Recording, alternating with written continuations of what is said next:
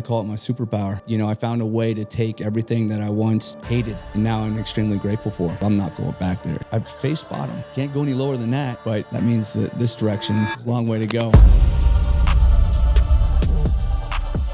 The secret for winning for me for so many years, every day I woke up with this fire burning that would get me running. It's easy to make it seem like you're running towards something or you have goals. What I was really doing was running from the person I used to be. As hard as I went that direction, I'm going this direction, you know, and that's it, just flipping the mindset, right? Once it flips and you get a taste of it, you just go. I was able to flip the shame, the guilt, the embarrassment. I had one chance and I took advantage of it. I became the hardest worker in every room I entered. I kicked the drugs and I never did another drug in my life, not one.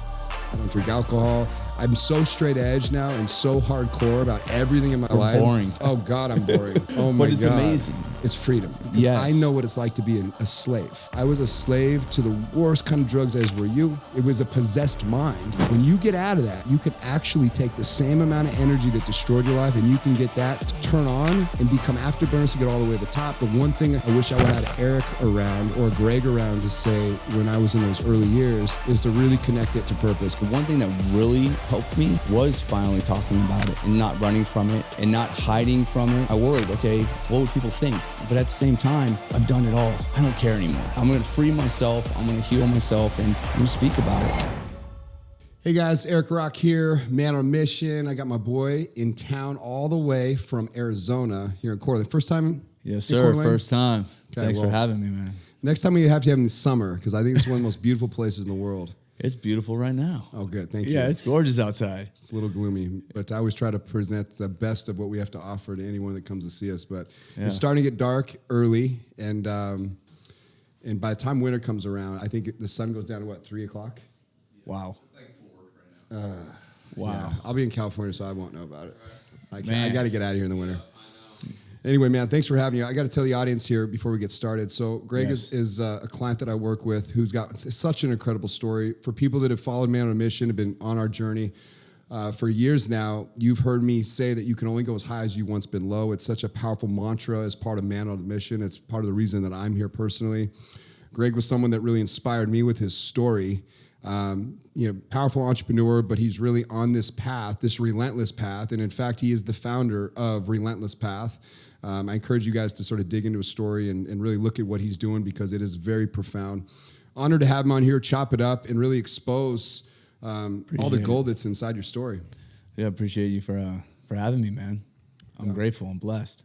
Greg, what do we start with the Spartan mentality? And maybe it's probably a jump because I know your story starts with a life of addiction. Yes. Somehow that Spartan mentality sort of kicked in, and in that moment, when Spartan mentality kicked in, maybe describe what was going on in that moment, and then take us back from there.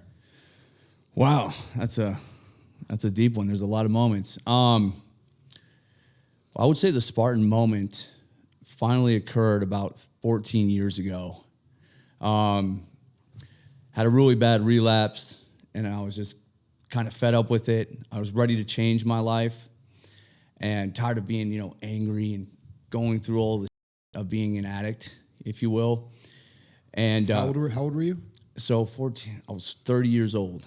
So you're 44 now. I'm 30 years 44. old. This was the spark of the thing that one day would become the thing you go all in on. But it started at 30. Correct. After a life of addiction, really. Yes, and I was still in the process of addiction during that, but I was just ready for something different. My last relapse was 3 years ago. That was my final time I got sober, and there were many times throughout the process of healing, but I was just ready to do something different with my life, and I didn't know what that was. I didn't know where to turn, where to look, where to go, nothing. And through that time, that's what's evolved into the Spartan mindset, because through searching, I found one thing that worked, another thing that worked. My mistakes became like minimal, right, or lesser, if you will. They didn't extend for so long. It's been a full process, and... So what is the Spartan mindset? Why don't we just start with the concept of it? Because this is what you're known for. The Spartan mindset is everything that I lacked as an addict. I lacked integrity. I lacked loyalty. I lacked honor. I lacked self-respect. I did not love myself. So it's taking all that damage and hurt through my past, and and understanding that's what I want for myself. That's what everybody wants, right? You want to love yourself. You want to respect yourself. Have courage. You want to have courage. Yes, exactly. You want to have discipline. Yes. And I'm trying to think what a Spartan in my mind looks like. We all seen the movie 300. Right. Exactly. Those are badass dudes that are protecting what's theirs. Right. But I guess you're right. You got to be in a position of strength if you're going to go out and fight for what you care about. Absolutely. Fight for what really matters. Yeah, and I've discovered along my path, I say relentless path because I've been relentless through it all. There's been numerous times I could have tapped out. Yeah. I mean, I died for Christ's sake. You know what I mean? Numerous times I could have just thrown in the towel and just accepted my life for what it is. Well, I'll add to the relentless thought because I went a different way with it. You relentlessly continued to go down a path that was destroying you for many, many years. That's right. The power of addiction is something that, I'm glad we're going to talk about it because I think that there's men suffering silently, especially men all across America right now. It doesn't mean it's just men, but it's like an epidemic. I think you're looking at teenage drug abuse at its highest numbers ever in young girls, record suicide, record overdose for teenage girls in America right now. Yep. So this spreads everywhere. But this is not a conversation that a lot of people are having. So I think we're gonna get in the bowels of how bad it really gets for an addict, and then you've got the sort of the I think the message to the probably the greatest I've ever heard of what it's really going to take to get where you're at out of that addiction, almost turning that addiction into the thing that fuels your success now. Yeah, absolutely. Like I said, I call it my superpower. Right. I found a way to take everything that I once hated and now I'm extremely grateful for. It pushes me to all the energy. I mean, look, addicts, they are relentless, man. Right? There's not a day that I went without doing what I needed to do to get it done. And being able now to use that same type of relentless behavior in a positive light, dude, it's... Well, we talked about this before. Imagine if you found like the formula where you can take an addict and you can flip sort of the neural pathway connection, the chemical connection to their obsessiveness of the drug of choice that is controlling their life. Right. And be able to take all that energy and fuel it all into the lane that will bring them to their greatest dreams, bring it to their greatest purpose, because it's hard to be an addict. Like, meaning it ain't lazy. No. That's hard work. Yes, sir. When did you start being an addict? What was your childhood like? Childhood was not fun. It's the broken home, step parents vibes, verbal abuse stuff, you know what I mean? Not feeling like worthy started at a very young age, kind of bouncing around from home to home, and just kind of felt like you were just being thrown every direction. You know what I mean? Then you start to think like, no one wants me. You know what I mean? And so you kind of start grabbing at what you can get, So obviously my relationships were toxic, right? Because I was toxic. That was your programming. Yeah. Exactly. So, but it went full steam early 20s. I actually was married.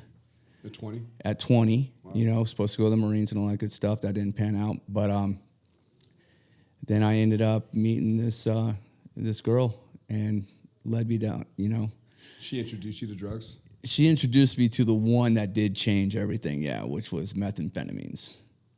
So that's what shifted everything, and then it went into opiates, and that was the one of choice was opiates, and man, that had me forever, And what's interesting is through it all, I still had pockets where when I was not, using, my life would elevate pretty quickly, and then I'd start using, and then it crumbles very, very quickly, right? Yeah.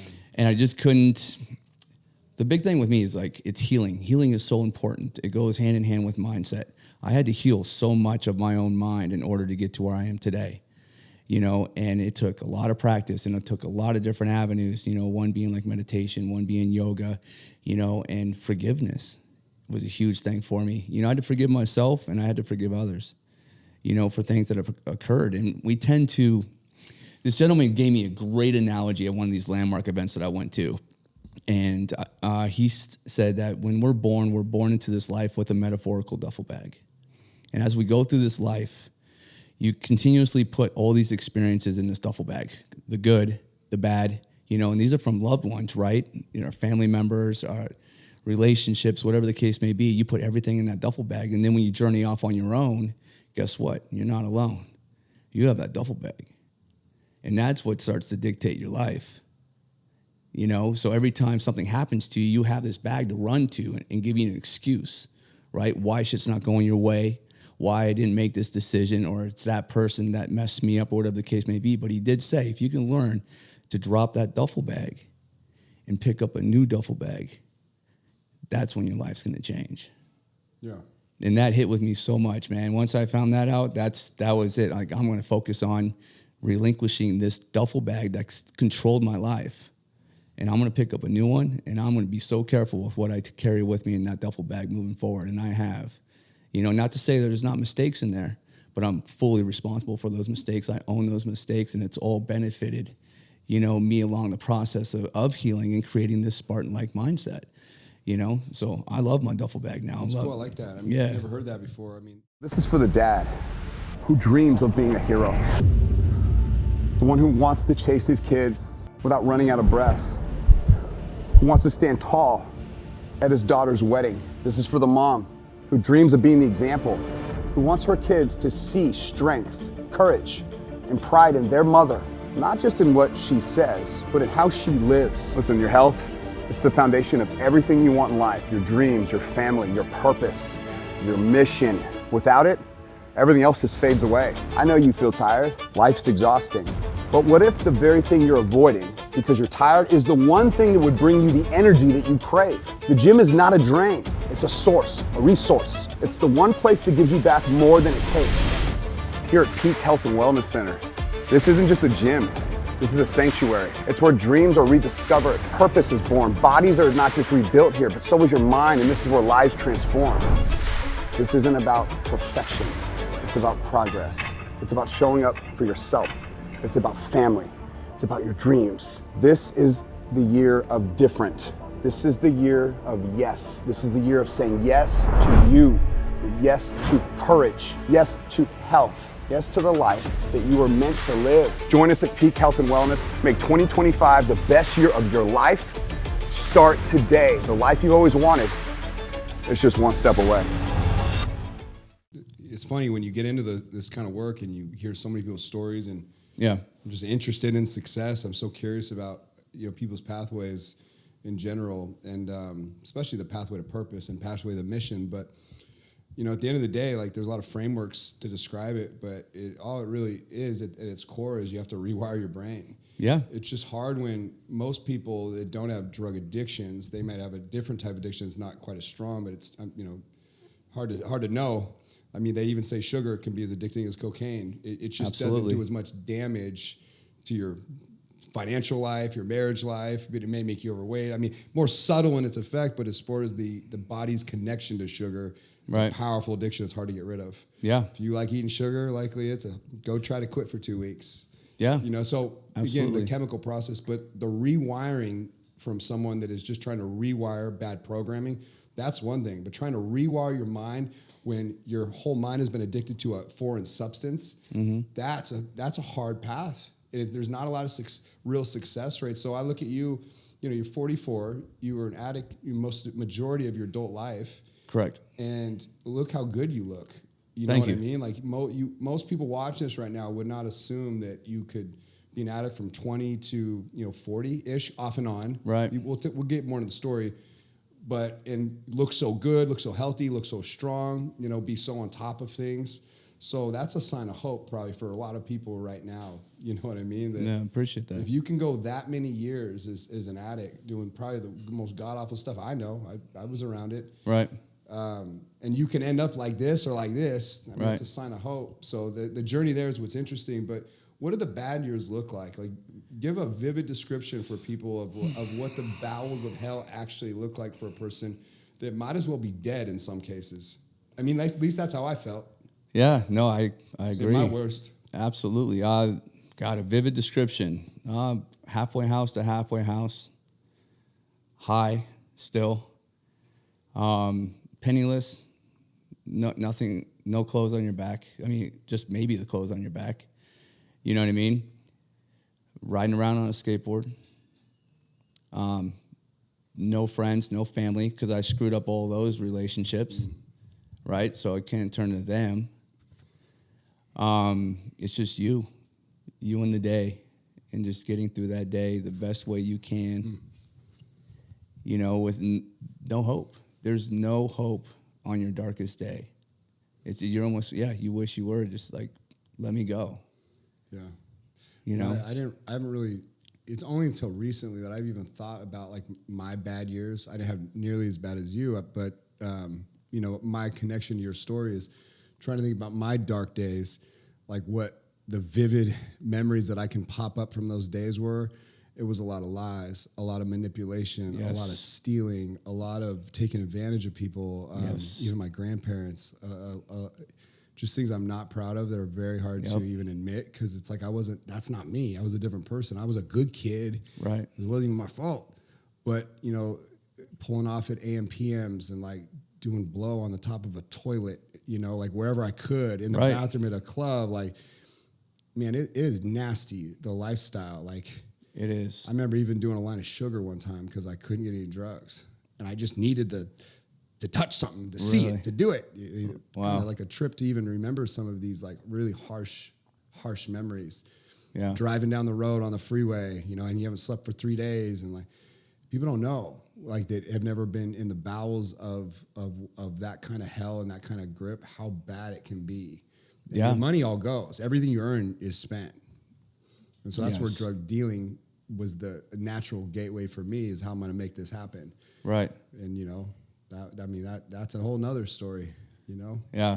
But did you ever get in trouble with the cops? Because that was some of the worst stuff I had to go through was my trouble with the police. I was facing 25 to life. Okay. I like that. I mean, not that, but 20, you know, but 22, yeah. Okay, 22. What can I ask? What you did? They caught me. The DA got me for trafficking. Okay, like kilos of cocaine. My biggest threat was 49 years, and they made me out to be this kingpin of selling fake scripts from doctors and pills and all this good stuff. So I was facing 49 years. It's a hellish. This is a hellish life we're describing. Yeah. Like, I'd rather be dead now than to go back to that. I just wouldn't want to be that person ever again. Absolutely.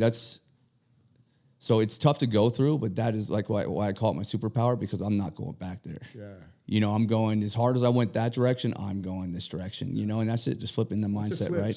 Once it flips and you get a taste of it, it's just, you just go. You know, I've faced bottom, you know. Like I said, my story a little bit. You know, I've literally died from this. So can't go any lower than that. But that means that this direction. Yeah, I think dying might have been better in some cases from my perspective. Like, I'd rather have died than done some of the things that I did. Yeah, it's a crazy place to go. And one of the other downfalls too was that, you know, I had my daughter and I became a very bad father. You know, wasn't in her life. You know, now that relationship is beautiful, and like we never even skipped a beat, right? But that's taken me a lot of work to get, but I was very determined to get that back. And I told her once I got her back and she picked up the phone, I'm never going to lose her again. And we have a beautiful relationship. That's the most proud thing that I've accomplished so far. You know, 'cause that means everything to me, you know? Yeah. I mean, it's and now I got another daughter. 6 months. It's a message, man, that I wish more people would hear and take seriously, because there's a lot of bad dads out there. Yeah. There's horrific parents in this world.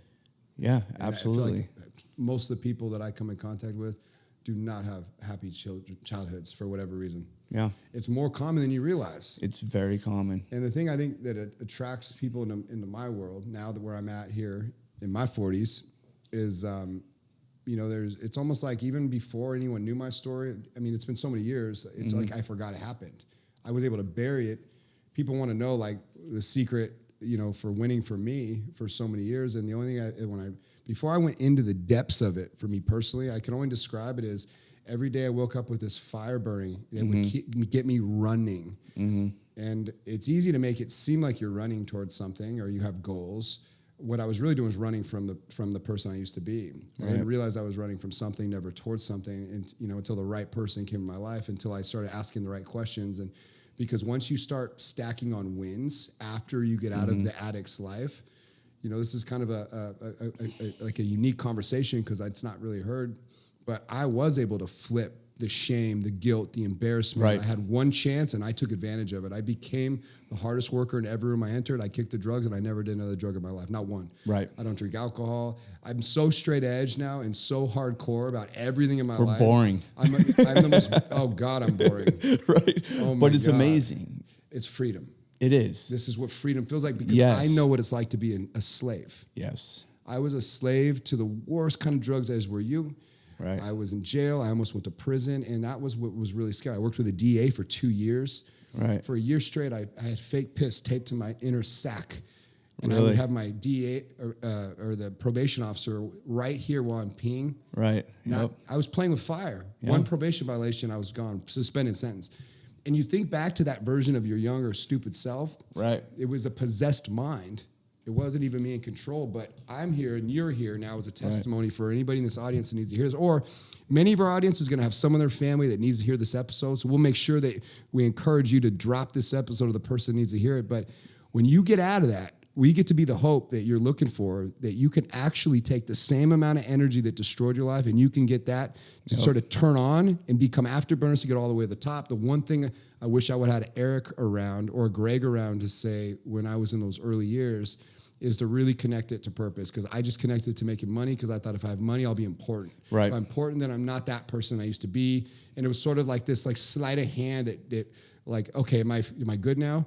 Right. But it was always this reality for me, well, what if they find out the truth about me? Because for me, unlike you, I hid it for 20 years. Meaning everyone that met me on every year of my journey, they thought I was a good kid that came from a good home and a good background. And I was just this perfect, polite gentleman, and all my customers loved me and their families loved me. And I was so about everyone else and serving them. But it was always this underlying fear that what if they found out the truth about me? They're gonna hear my racket. And then when I got into personal development, it was this idea like, oh, now I got to expose this potentially? No. And so I did all this work, never saying a word about it. This is actually a newer thing for me. This only happened, well, how long was it, Colton? I don't even know. 3 months ago, 6 months ago? Yeah. The Ben Newman thing. Yeah, I went that long, bro, without anyone ever knowing that I had a problem. Really? I was so convinced that in the early years when I made this decision that guy's dead, he's never come back. Why talk about it? Right. Like, I didn't even think about helping people. It was more or less of like, he's dead and he's never coming back. And what happened is the gym became the new addiction. Yep. That fueled courage, self-belief in action that turned into results. But it was this idea that if my customers, especially when I got into business, if they know the truth about me, they won't like me, they won't love me, they won't let their families go near me, they won't shop with me. Yep. And I don't know what that was, that you just bury it and it never comes out. But it's like, well, you're not going to help that many people if you're perfect. And you don't start asking those questions. Again, for me, it wasn't until I started really winning at the highest levels. But you seem to, jumping a little bit ahead here, I still want to get in the story more, but you seem to come out almost right away and be upfront and honest about it and never put a fake, anything over it. I was thinking that as we were speaking, or as you were speaking, the one thing that really helped me was finally talking about it and not running from it and not hiding from it, right? And I did the same thing. I worried, okay, what would people think? But at the same time, I've done it all. So right now, I don't care anymore. I'm just going to put it. I'm going to free myself. I'm going to heal myself, and I'm going to speak about it. Yep. And the second I started doing that, that's when I was able to make it all really work. Yeah. That's when people were taking me seriously, because they can see that I was messed. Even though when you're hiding, right, they know you're messed up, right? They know you're being an addict, but you think you're getting away with it.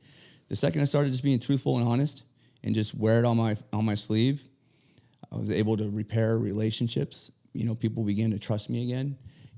Wanting to help. Yep. It's everything that you think it's not going to happen actually happens when you just are honest and open. Yep. You think everyone's going to shun you. Your life's over. Nobody's going to like you anymore. No one's going to do business with you. None of that stuff. I think in most cases they like you more. Yeah, absolutely. Once you prove, I have a crazy track record now, but for most people, in my case, because it was so many years after, they couldn't believe it. Right. Like, no one in my family even knew. Wow. I was able to hide it from everyone. I worked with a DA for 2 years. No one knew. That's good. It was all undercover. No shit. Mm-hmm. That's impressive. Yep. We put some bad dudes down. I'm proud of it. These people are killing children, man. I was with them. Yeah. That fentanyl now it's not like when I was a kid. It was oxy Right. That was what they pumped in the late 90s. That was when I had my injuries that stole my dream identity of baseball, disappeared, and I was just on that stuff. But now these kids are getting pills they think are something, and they're laced fentanyl. It's killing people everywhere. And they're putting it in everything too. Yeah. Cocaine. I mean, it's everything. It's Molly, weird. Why screw with all the normal speed. drugs? Yeah, it's just they do. It's everywhere. Everyone's dying from everything now. And the media remember when COVID was happening and they had a ticker on the news? Every news never had a ticker. People are dying 1, 2, 3, 10,000, 20,000. Where's all the people dying of heart disease and drug overdoses and car crashes and there's no political gain there like there was during COVID. So Exactly. it's sad, man. The whole world is a big racket, and what's I think getting to something bigger and broader and even more powerful, which is jump. We jump a lot, but in this show, hey, let's jump, man. is it's the continuous amount of people like you that step up to the plate, you get your life together, and then you go after sort of purpose in the light to help other people, which is the thing that I think drives your greatest and highest and best use in life. Right. That's it. That's the arena for you. Maybe it used to be baseball when you were a kid. Well, that dream died. Well, this is the new batter's box for you in life. It's bottom of the ninth. There's 2 outs. The bases are loaded. There you are. Right. It's like that. That's that next dream that we can manufacture, and it's through making impact in the world. Absolutely. But it comes from the down. But at the end of the day, the people, the masters, the political class, the people that try to enslave people, I think all these people stepping up, we're their greatest threat. Because we expose all the lies from the people that create dependency and steal power, and they rip off the middle class, and they only push things that cause divide and hate. The world's a mess, but it's guys like you, I would argue, that have the greatest impact in the world to heal. They come from the worst circumstances and have made their life better, and nobody helped them. There's no government that's going to save you. You have to make a decision to save yourself. You have a more powerful message than anything I've ever heard on any debate, in any political TV, any of this media crap. All they do is complain all day. Fake news, lies. Truth is a weird thing. Yep. Like, there's a bigger reason for a lot of people to become savages or your Spartans in life. Right. And I think you could be an ambassador for a message that far exceeds maybe, even if someone didn't necessarily have the type of addiction you did, but someone who's playing small, who's weak, who doesn't like what they see, but they're not doing about it. Right. And it's tough to see it when your environment is that environment, right? So to be able to do it on your own or to find that guidance, if you will, or whatever, it's very difficult to do. It wasn't easy, building this up. It's a lot of work. So for everybody, I mean, it's hard work. Do you ever have any days when you feel weak? That's a good question. I'm so focused, I don't even know if I feel it right now. Does it scare you that you might one day? Because you have such a long track record with drug usage in your life? With where my mindset is at, to be honest, I don't think about any of that. I've done so much work on healing the mind and really attacking what it was so I can make sure it's dealt with. I don't feel like I'm running from anything anymore, right?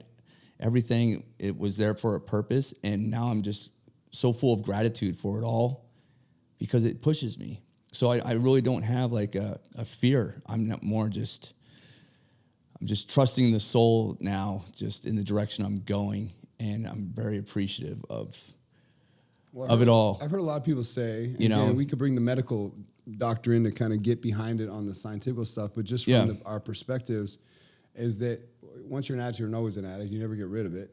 It's more or less of like you just figure out how to channel that energy into something that you can be obsessive about that is actually good for you, or something that you love, or something that you can do every day religiously and never get sick of it. I don't know if I agree with once an addict, always an addict. I don't know if I agree with that, because we weren't born addicts, right? Like for me, for example, once I healed, there was no need for anything. Well, how many times did you heal and go back to it? Well, the thing for me was the reason why I got sober. It was taken away from my, like, I was still making bad decisions, bad choices, and I'd be arrested. You know, I have 28 arrests on my record. 28 arrests. Okay, wow. I'm a felon. I went big. I'm not good at being bad. Let's put it like that. Now that's the way I see it. You know, I'm not. So I never made the choice. So that's number one key. You got to make the choice. I had to make the choice for myself to get sober. It was always taken away by being arrested and being incarcerated, because then you have no choice other than to be sober, right? Granted, obviously you can get away with some stuff in there.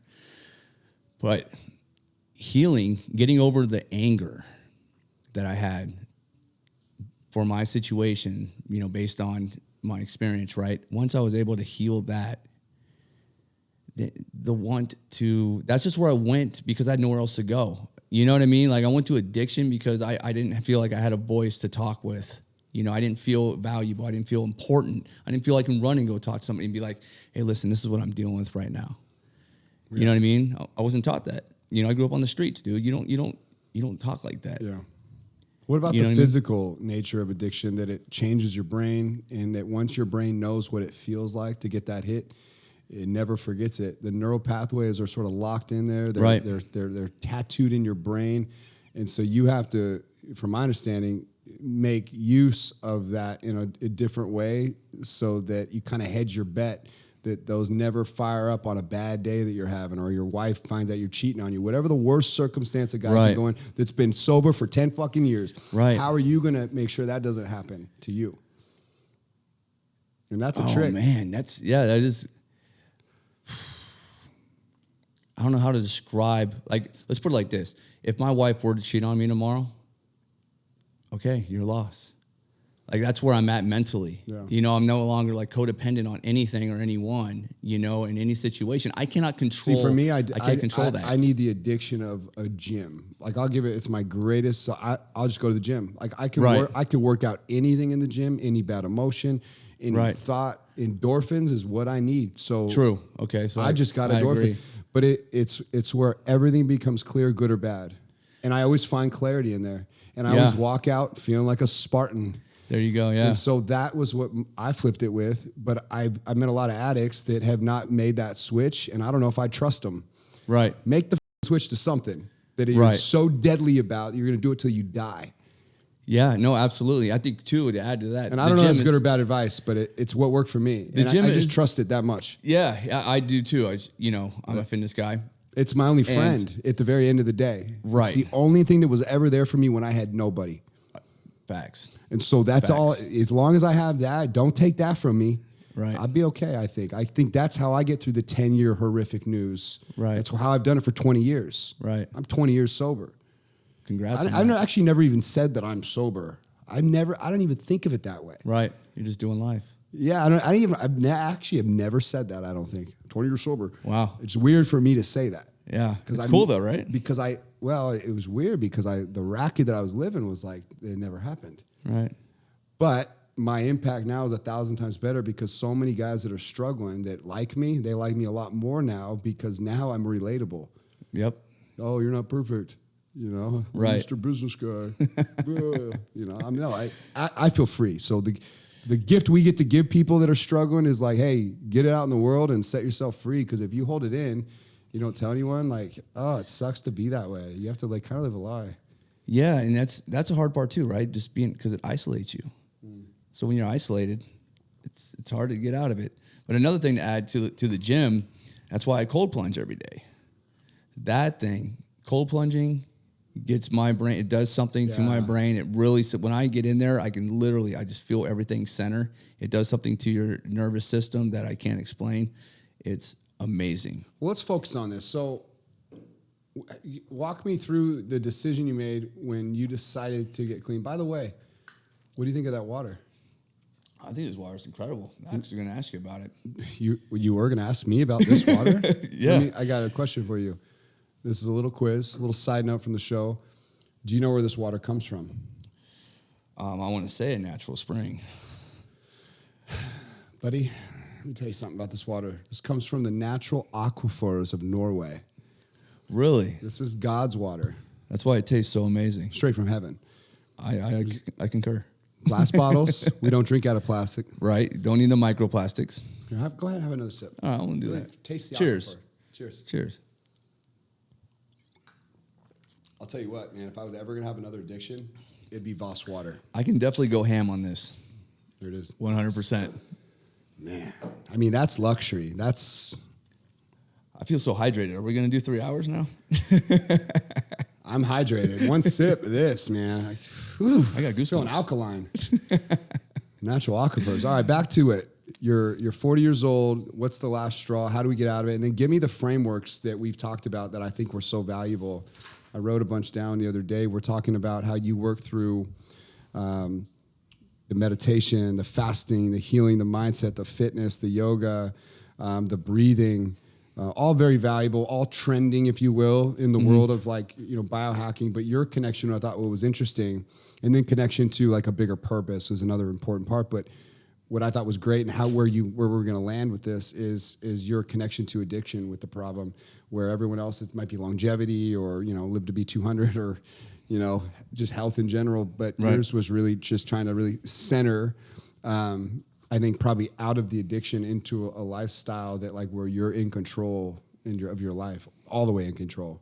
Yeah, that's genuinely what I was doing. I was looking for anything and everything that was going to help me turn my direction around in life. So you explored it all. I explored it all. Everything that we offer and coach people with is I personally do myself, and I'll stamp that stuff. It really works. And I'll tell you at the beginning, when someone says to me, try meditation, I'm like, whatever. I'm not going to try that. How do you meditate? I do Om personally. Om meditation. It's the best. Do it. Do Om.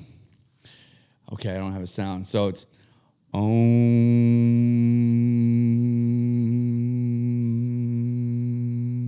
And it's just repeating that over and over again. And when you actually do it with a teacher, right, that sound actually goes away. It becomes a vibration. Yeah. You feel it. So I've done it in it. yoga. Okay, you've done it. Okay, yeah. So Om it just centers me. It just really balances everything.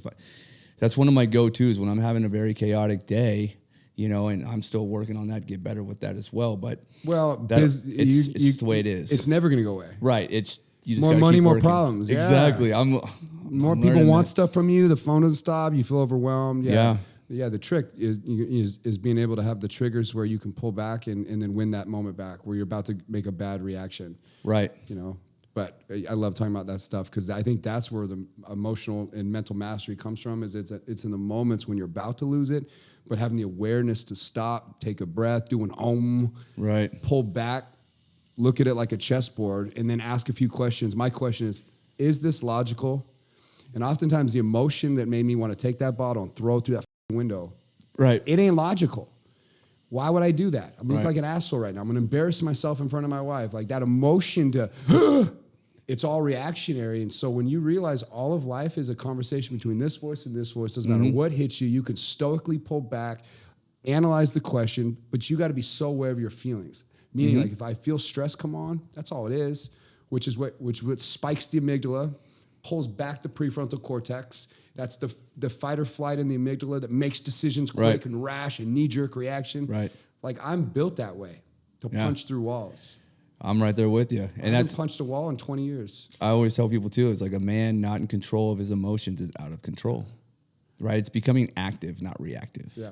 It's so true. Really thinking about what's going on, where everybody, you look around us, everybody reacts to everything. Yep. You know what I mean? And it's out of control. Yeah. So that's the power. And if you fall once, don't spiral. Meaning, like, if you do punch the wall, like, don't let it be 2 punches. Like, but have enough awareness at some point in the process to pull back before it gets bad. Because what happens, people spiral. Next thing you know, they grab the bottle, whatever the bad habit is, or it just takes them down the worst road. But I started practicing this like 20 years ago. One of the ways out of my problems when I started getting my life together, the first thing I somehow stumbled onto, this wasn't even really talked about back then. I didn't ever heard of rewiring the brain, but I created a trigger many, many years ago of a chess piece. And anytime I felt like something bad happened to me, this is just like a bizarre strategy that I've used, I can't even remember how many years, 20 years, I think.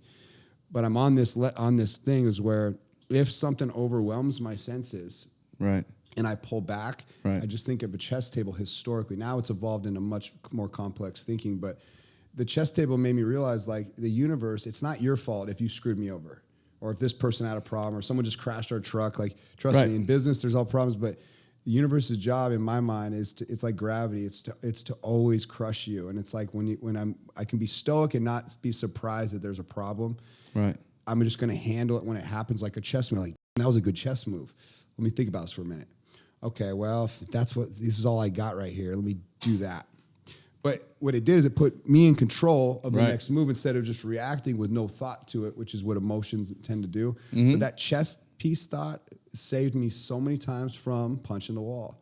Okay. Because that is an irrational decision that is not going. It's going to hurt my hand. It's Right. going to make me look like I'm not in control. That's not what ballers do, or real bosses. Yes, You get a sir. real guy with real power, dude. He doesn't talk that much. Yep. You know what I mean? He holds his tongue. He has class and charisma.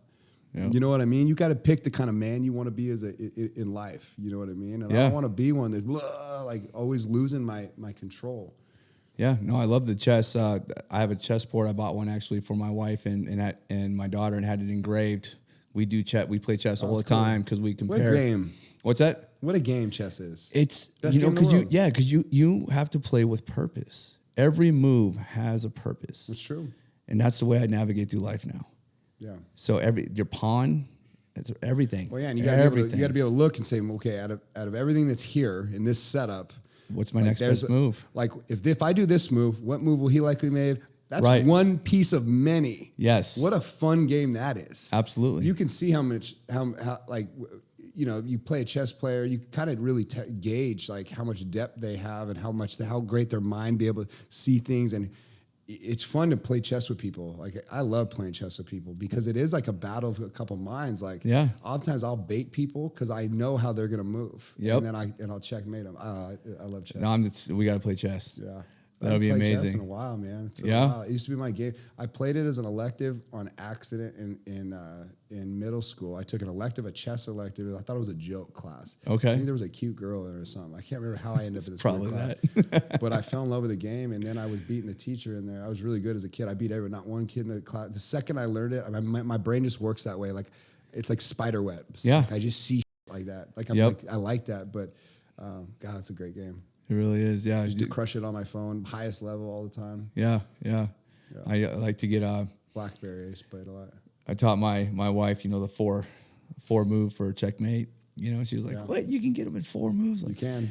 there's a strategy to life. The strategy to everything, man. Well, chess is a good analogy for life. It really is. If you guys learn chess and go to the gym, that'll change your life. Simple. I like Right there. I like to simplify things. Those two, you do that, your life's going to change in a positive manner. Well, life is chess. It is. Like, 100%. I'm trying to get somewhere and I'm trying to protect something. I Right. got assets to protect, and I have liabilities that are going to happen along the way. Yep. And at the end of the day, if you really get strategic, like you have to play in chess, everything's a strategy. Every move's a strategy. Yeah. And there's consequences for everything. But if you consider in life, like, if I want to get there, what is the best way to get there? So many people see it, they say they want it, and then they try. And so many people fold, or sort of the trajectory of the average human and the human experience is that, they don't really do that well. No. When you claim you want something rare. And then you look at the guys that go get it, and you look what it really took along the way. And we always hear about work hard. Right. Bust your ass, be the hardest worker in the room. Okay, good message for sure. Right. But often what you don't hear is the game that someone had to play to get there. It's kind of a fun Facts. conversation. Facts. That's what we're doing right now. Actually, it really is. With our social media, we're just showing the rawness, right? The game, just consistency right now. That's a key too. Everybody just consistency. People just give up. They want it, they see it, they want it, and they just give up. Yeah, and there's levels to there's levels to this for sure. Yeah. At some point you're going to meet power. And if Right. you don't know how to be around power, you're not going to do very well. Right. A lot of people have no concept of what I'm even talking about. And it's because Right. they're not on a level where they're playing against powerful players. Right. Where someone could crush you. 100%. You know what I mean? Where you're, the world that I've seen is actually, it's like, I don't even know if I'd want to live in it. You know what I mean? Like, where everything around you're such a big target in life. Everything's coming at you. Yeah. Lawsuits come everywhere. Like your competitors are just, you know what I mean? I don't know if I'd want it. It doesn't even seem like it's fun, but It doesn't. some men have ambitions to get so high in life, so high up the food chain. Right. You know what I mean? That it's like that's their chess. Right. Like they can't stop playing it. Like you're his. Like, well, isn't that enough? Yeah. Don't you have enough money? Right. When do you It's stop? not about the money. Like that's the byproduct of the game I love to play. Right. And some people love to play the game of power because power is a very fun game to play for some people, but it's brutal for others. That's the matrix we live in, right? Yeah. The power. I promote go get power. Like get as powerful as you can so that you can fight people that have power that are evil. Right. That's one of my big love things that. that I teach is like so many people are scared of the word. Right. You know, they're scared to get into their highest form, their highest and best use, where they really have a lot of leverage, a lot of ownership. You know, it's hard to have power if you don't have any ownership. You got to really understand, like, it's the people that own in this world that have the leverage you want. Yeah. And so once you know the game of finance and business and money, I mean, it's unfortunate. You got to have it. You got to know how it works. You have to have the right relationships. And if you study history, it's an eye-opener to how savage it actually is. It's not fun. Right. It's not pleasant. And in the modern day, it's not quite as bad. But you start looking at, like, the game of power, like, from Roman emperors or Chinese emperors, like that game of, like, man, everyone could stab you in the back. There's Caesar moments all around. It's hard to know who to trust. I'm sitting here talking to you right now, and this is what is tricky for me about humans. Right. That's why it's hard to gain my trust, is like I may be pouring into you. You may be telling me you love me. It's a great moment we're having, but the whole time you're planning to stab me in the back. Right. And that's why I love animals.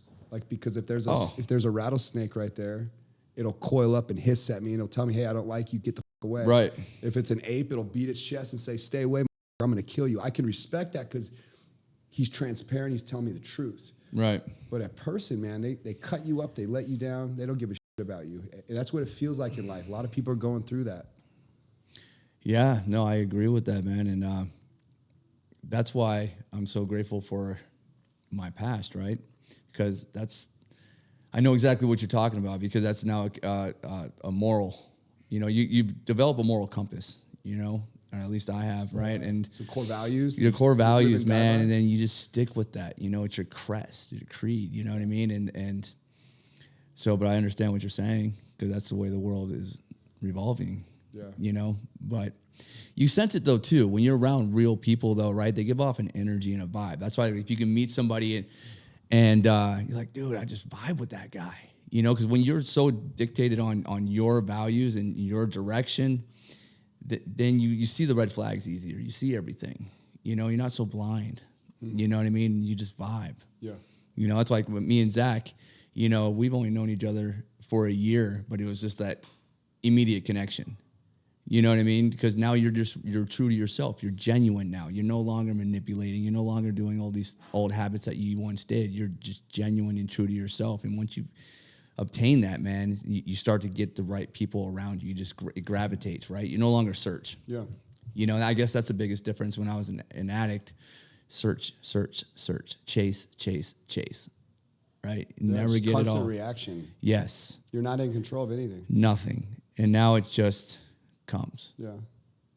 I think I always think to the audience, there's so much gold that comes out of this. So much it comes fast and hard, but at the end of the day, if you're always aware, you can always ask the right question. And if there's anything we spoke to that sort of pings up, build a framework around it. Right. Like build a system around it. Build a trigger around your problem so that when it flares, you're aware of it and you can now start asking the right question. And it's actually not that hard, but you have to be around people that do it, I think. Yeah. Because your natural environment doesn't do it. I guarantee it. Right. Absolutely. Most people's families are toxic and all they do is gossip. Not everyone's. And that's like the lowest form of Most. consciousness. It's just natural environment for people. You know, people talk about people, but they're not really doing anything big with their life. They're not out there doing the scary stuff, but they might make fun of you. You know what I mean? Yeah. You see this a lot. This is actually a very common conversation with people that actually made it. They talk about their journey, and they talked about how many people didn't believe in them. They kind of laughed at them. They joked at them, even in their own family, at their expense. Who does he think he is? Right. They don't see you where you're destined to go. They still see you as the person you used to be. Exactly. This is all a decision, and it's a decision to be bold, put myself out there, and to go be that next version. But no one in your natural circle oftentimes is going to believe it, is gonna push you, challenge you, see who you could be, maybe even see who you are in many cases. Right. You got to seek out people that will do that. Because with me, which is one of the gifts, it could be a gift and a curse, by the way, is all I see is greatness in people. I see what they could be. Right. I see their talent. I see their gifts. I see their potential. And why it's a curse is because I've had so many young employees in my life that I just put a lot of energy into. Yep. And then you get the bad news one day, and they let you down, or they do something stupid, and you're like, dude, how did he do that? Or it's like, he's in jail right now with a DUI. I was like, dude, I've been working with him all year. He has not had to drink alcohol in a year. I've worked with a lot of young kids, man. Right. A lot of entry level people that have let me down. So, but you see their potential, and then you feed that potential. You give them all this energy, and then they fuck up, and it's like, yeah. Well, you know what they go back to is not. You know, it's what got them there in the first place, right? Yep. You know, that their environment's still the same. Their apartment they live in with their meth buddy or whatever. Yeah, who knows? You got to change it all. Yeah. You got, that's I tell this to everybody too. You know, my phone was all drug addicts and drug dealers, right? And now it's millionaires and successful people. You know, you get rid of it all. You can't have any attachment. Yeah, you really are who you spend time with. Exactly. You become it. And if you're around people that are doing more than you, it's undeniable that you sooner or later are going to become that. Right. I think the big question people struggle with is, well, how do I get there? They don't really understand the concept of this is where the chess game starts. Right. Like, you be smart. Like, think about, if someone like me can do it, anybody can do it. Right. And, you can get into the weeds of that conversation too, because it's valuable. But, for anyone that's coming out of anything bad, at the end of the day, if you don't get your environment in check, it's gonna be chasing your tail for the rest of your life. Yeah. And the statistics don't lie. I mean, I'll give you some bizarre statistics. There's a wealth research study that says 98% of people die without achieving their dreams. I believe that. It's like, all right, that's a lot of people at death with regret. And you start looking around and you say, just people that are in your natural environment, your family, people that, are any of those people like at the level of dream achievement that of their greatest potential? No, absolutely not. Yeah. It's not anywhere really. Yeah. It's hardly anywhere. I'm going through, that currently, it's the questions we were just talking about. Who's Greg? What's Greg doing? Like, the battle? And it's always the ones closest to you, right? It's always your surrounding environment, family, I guess. I've had to let go of some old friends that weren't in that, addiction phase, but just other friends that just, like, what are you doing? You know what I mean? It's like, I'm not going to let anybody. The thing is, when you commit to yourself, nothing's going to stop you. And you have to make sacrifice. Well, you know what I mean? What's cool about the work you're doing? Like, if this is the sacrifice, is putting yourself out there and going all in like this, like, it's not comfortable. You have to face a big dragon in many cases. I've heard this a million times. This is not like, you always think, oh, he must be born that way. Like, I've yet to actually meet a guy that is doing life at like high levels that would say that he was that quote unquote born to do it. You'd think that you'd hear that more, because it sounds like it's a narrative that somehow comes from somewhere in our childhood, or oh, he was destined to be born. Well, you realize that all these people had crazy like battles to go through to get there, and they had to will it like clay. They had to mold it. That's not that authentic person's self. No. The authentic self there, that guy's lazy and fat.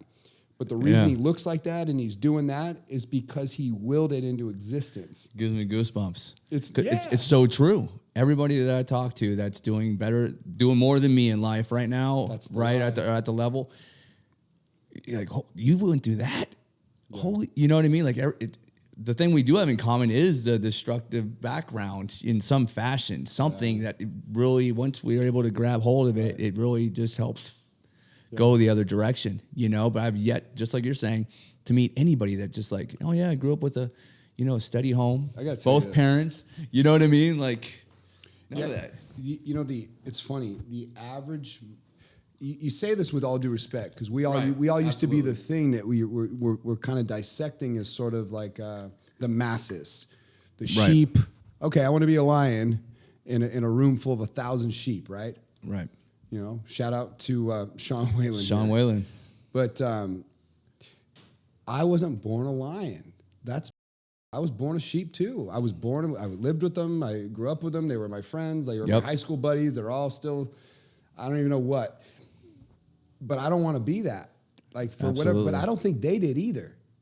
I'm wondering, like, where was the little boy's dream as a kid? What was that grand dream? Like, for me, it was always sports, but like, it was this idea that I'm in the moment when there's 2 seconds left on the clock and Michael Jordan's covering me.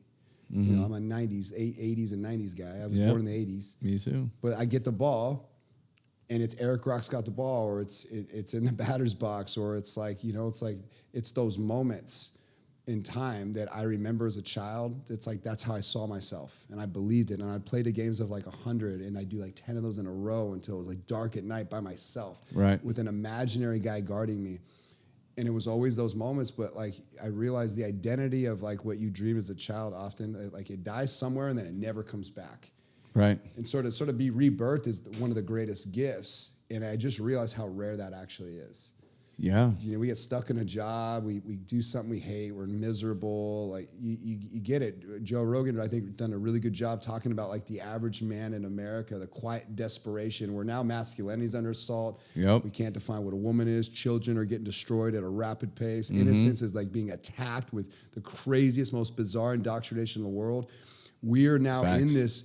Like, it's like, okay, well, there's an obligation that must fire up, I think, if you're a guy that has sort of a big vision for your life, to say, all right, let me put some meaning to this, because if good men do nothing, evil's going to sort of triumph. Well, how do I connect that back to the child that maybe actually now still lives inside me, that had a big dream? Who would have thought that all it really was I wanted to have a life of meaning that had impact? Right. The impact of like being someone who's like mattered. With sports, that first love, I realized it was just probably a greater connection to being the type of person that had big impact. Right. And that means you can't be like everyone else. Yeah. You got to be a little crazy. You got a little bit of weird. Little psycho. You got to be out in front of things that other people don't get. Right. And nobody's going to get it. And I remember Dan Martell saying this to me, and it landed with me. You know, this idea that to have a chip on your shoulder for people that don't believe in you is, don't get mad at them. They don't understand. Why would they? Right. They're not doing what you're going to do. You're going places they've never gone. In many cases, they may be scared for you, or they may be they're projecting their fears onto you, or their insecurities onto you. That's it. Yeah, the lack of the effort that they're not applying for their own life. Yeah. You know, they see you doing it, and they're like, they're just mad at themselves. It is all projection. Well, we're in a big conversation right now about like not just getting out of a bad situation, but then rising all the way to the top. Right. I don't know how to have a conversation without that not somehow becoming the thing that we sort of expose. In the reality is it's one thing to just survive and get clean. Right. But how do you thrive and get all the way to the top of life? How do you grip it so good that when you die, there ain't no regrets left? Yeah. And I think the only way to do it is what you're doing, is the path that you're on, is you take what killed you and you save a lot of other people's lives with the same thing that almost killed you. Right. It's what your gift is now. Yeah, I truly, I know that in my soul now, you know, and again, that's why I'm so grateful for my past. And God, as far as, you know, I've realized through this journey now, you know, people go all week, all month, all year without having any sense of a victory. You know what I mean? Like nobody has any self-worth, right? No one looks in the mirror and they're proud of themselves. They just get up, they're doing the daily routine. It's hard. It's hard to understand now. You know what I mean? So to get that commitment to yourself, I mean, I guess you just got to look in the mirror. You really got to just look in the mirror and be honest with yourself, right? And just like, how bad do I want something for me? You know, you don't need to know what it is. Just not accepting where you're at. You know what I mean? And just going for it. You know. When you started getting clean, one of the things that caught my eye right away with you, is the level of knowledge and the level of depth on nutrition, fitness, health, and really even the biohacking world. A lot of the natural pathic world, anti-Western medicine world. Mm-hmm. You know, it seems to be one of the great gifts that you offer people that come into your world, and it's one of the greatest, I think, assets that you have to give people, is the level of connection you have to people that have been where you once were, right? And then to connect it to sort of that high level, detailed understanding of how the body works, the mind works, and sort of the science and behind real health and fitness. Where did you learn all that, and then how how are you applying that now with people that are going to come into your world that you're going to try to get? First and foremost, I'm assuming, like, again, that's my approach too, is money means nothing if you're not a physical specimen. Like, Right. let's just get that right first. It's so easy. Right. It's one system that you wake up and do every day, and you just monitor what goes in your mouth. Exactly. Why is that so hard? But they probably should have the right people around them, I would assume. But if you made that decision first, and then you worked in some of the nuances of the health, I think then it naturally starts unfolding into business. But let's get this right first. Seems to be where you thrive, is in this area first. Let's get the health and the Right. mind and the spirit right here. So walk me through that process. I've been wanting to get here too, where you really dive into all the things. My mom just got cancer, for example, and I called you. Again, and, sorry to hear that. Well, thank you, man. I think it's going to be good. We're going to turn. It will be good. Turn this into a gift. It's It all will be positive energies coming out of this family. Yes, sir. But you instantly turned around and like sent me like books and texts and messages and all sorts of stuff about how the body responds to cancer and starving it, getting sugars and all that sort of response. Correct. It really showed a level of depth and understanding and I thought was really profound. So walk me through how you gained all that and let's educate the audience, to the things that you've seen work and really help people. Yeah. Well, my background, I played football. I was a quarterback. Okay. Before all the chaos, and got into the gym, just fell in love with it. Just loved the gym. Became a personal trainer, throughout my life, in my early 20s. And my family just started dying. Everybody's dying, and everybody has cancer. Okay, lost my father, lost my grandfather. My uncle's going through it right now. Lost a really good friend recently. Rest in peace. His story is amazing with what's been going on. But yeah, so why? I started asking questions, thinking for myself, why? Why is everyone dying from the same thing over and over again? And to me, it just started diving into research on food, the type of foods, finding out things are processed. And What year was this? Seed oils and stuff like that. Everything started in my 30s. This was everything. I was going ham on it. This seems like it might have been before it was trending then. Yes. Because seed oils is a newer thing. Yeah. The amount of harm and damage it does. I mean, it might have been known in the world, but it wasn't like a social media trending thing that everyone's now into. Right. This is before all that. It's, I've been fasting for 10 years. Yeah, that's a newer phenomenon too. It's sweeping the world. Phenomenal. People need to fast. That does so much for cleanses your system, rejuvenates. Well, work through it. Like work through all the things so that they hear all your thoughts and I don't want to force you to skip around. Sorry. Yeah, let's. So we'll start with the fitness. So just fell in love with it, and that's what I always went back to when I got sober. Okay, so that's what kept me around. I just love fitness, right. And I think that's what kept me alive, honestly, because when I was sober, I was so in shape. You know what I mean? And then I would lose it all. I'd go down to 150 pounds. Just up and down, up and down. Yeah, 150, back up to 200, 150, 200, 150, 200, all the time. And so then it led into food, just started looking into what we're really eating, right? Because growing up, my mom or my father would just go to McDonald's, go get these 39-cent cheeseburgers. Oh yeah, I used to eat dinners out of vending machines.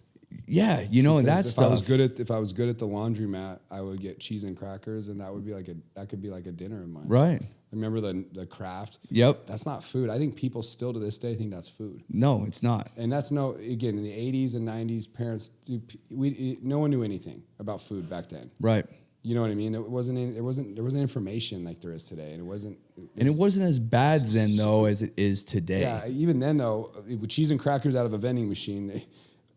Point is like we're not pointing fingers at anyone. Right, it's not a bad parenting thing or anything. Exactly. Just those days, nobody knew. Right. Yeah. But man, these are just filled with chemicals that we don't know what that is. And Absolutely. how the body is responding to it, what kind of inflammation is developing from some of these toxic chemicals, if they're toxic. And it seems like everything's toxic these days. Yeah, and my wife and I, we read the labels on everything. Right. Come on, if you have a cracker and it's got 16 ingredients in it. Why? don't eat it. Well, the other question, I You know what I mean? I've asked people this before. I still can't get a answer because it's so upsetting to me. Is like, Yeah. how come in America you can get a bag, even a bag of gummy bears, the same exact brand, same company in Germany. There's no Red 40 in it. There's beet juice. And there's no chemicals you've never heard of over there. There's no corn syrup. It's real sugar, but it's the same company, same product. But over here we got Red 40. You got all these things that are just terrible for you that we know are as bad as carcinogens that cause cancer. But it's in American candy that we're advertising to little kids. Right. Absolutely. I mean, Why? Why is Food and Drug Administration together? Yeah, it's a great point. I never heard anyone say that. Doesn't make any sense. That's a really good point. It only does make sense if that food is bad, and then we have the cure for you over here. That's a good point. I never thought of that. Why is Food and Drug Administration in the same name? Shouldn't it be the Food Administration and the Drug Administration? Right. They should be separate entities. Those two people shouldn't be talking to each other. Yeah, they shouldn't be in cahoots together. And why do strawberries look so big and red and huge when I get them in the grocery store? And how come when I grow them, they're tiny and they're not big like that. They don't look like that. And I'm a strawberry guy. I've been growing strawberries for years. Okay. They never look like they do in the grocery store. Not one time have I ever seen a strawberry grow in my little garden the way they do in the grocery store. Yeah. Do it. Even organic. A cool little trick is go put your fruit outside and go back in the morning and see if the ants got it. I bet you most of them. Yeah. Most of that fruit's not touched. Little side note. I bought a. We're going off topic. I bought a side. Side note, I bought a Kangen water machine a few years back. Kangen. Kangen. Yeah. And what really got me on the machine was when I washed the fruit in normal water. You look at the water like in a glass bowl, and then you wash the same fruit in Kangen water, and then you pull the fruit out. And the regular water might be a little hazy. This water is nasty. You see oil like floating on the top. And the concept was that because of the high alkalinity of it, it acts as an emulsifier. And if they spray something on fruit to keep bugs away or insects or whatever, if it rains or the sprinklers come on, I never thought of this. If it rains or the sprinklers come on, wouldn't it just wash right off? Well, that's why with the products on there, water's not going to get it off. Right. It's an oil-based product that's sprayed onto this fruit, I guess, or something like that. But it bonds to it so that when they water their plants or when it rains in the farm, it doesn't wash off. Right. And so it makes sense that my sink won't wash it off if rain won't wash it off and sprinklers won't wash it off. Yeah. So I started using the Kangen water machine, and it always blows my mind. It's my favorite thing to do is to see how nasty fruit is from organic Whole Food stores. It's still like yellow, nasty water. And you're like, man, all these people are eating crap and they have no concept. And again, like, I don't even know if people know this kind of stuff. You know what I mean? Like, and if they don't have that machine, what they can also do too is baking soda in water for soft, right?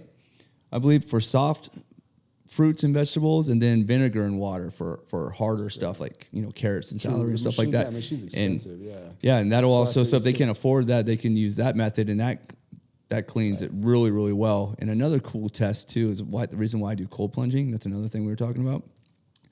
If you take some of your strawberries that are kind of turned, maybe bruising, right? Put them in a tray with ice and water, leave it there for 2 hours, and go back and send me a picture.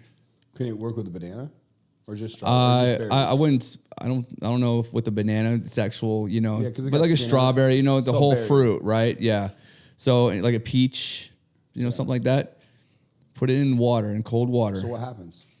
It's back to new. It revives that fruit. It restores it back, and that's what like the cold water does for your organs and everything as well. It's very, very cool to see.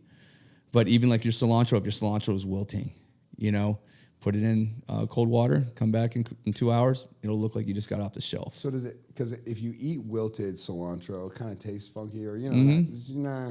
Yeah. But will it taste crispy and like brand new? It tastes brand new. Weird. Yeah, it's really cool.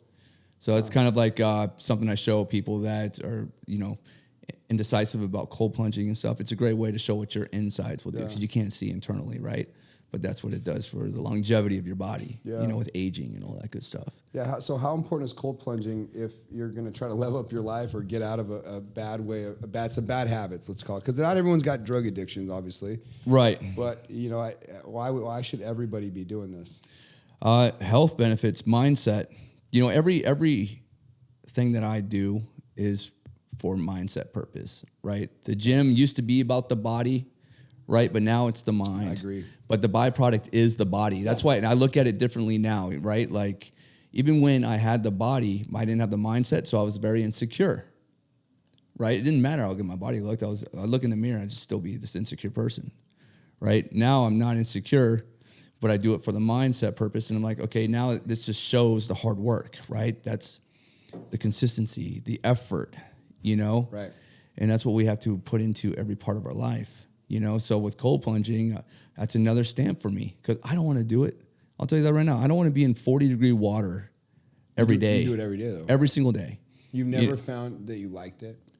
I hate cold. Yeah, and even if you've done it this long. How long have you done it? I've recorded, we're on day 84, Okay. but I've done it for a few years. But straight, pretty couple straight. years. But pretty strict. But this is now, I haven't missed a day. So in 2 years, you could say your body's never got used to it. Never get used to it. I'm actually in a new phase of it right now where I deeply do not want to do it. I'm being tested on a different level. You know what I mean? Like you go through these phases. Yeah, It's I very get it. cool. At the beginning, you're just pumped to do something new to keep you going and you want to commit to yourself, you know, and you're like loving it. Now I'm like, oh my God, I do not want to go in this right now at all, but I do it. What about the sauna? I don't have a sauna. But yeah, sauna is really do it good at as the well. gym, I do a at the hot gym or shower whatever. to the cold plunge. Yeah. But yeah, You do sauna the is gym. really great for the body I'm as that well. way with sauna. I don't miss. Yeah. I go 7 days a week. Yeah, beautiful thing. I'm buying one at my house, like a really nice one, Okay. because I just spend so much time there. But like Right. I'm making that investment in it just because it's that important to me. Yeah. But I like it. That's the difference. Okay. I love the sauna. It's like my spot where I read. I'm like so happy in there. I just Right. don't want to do it with a bunch of stinky naked guys. Yeah. So I mean, I got to don't- get it at my house.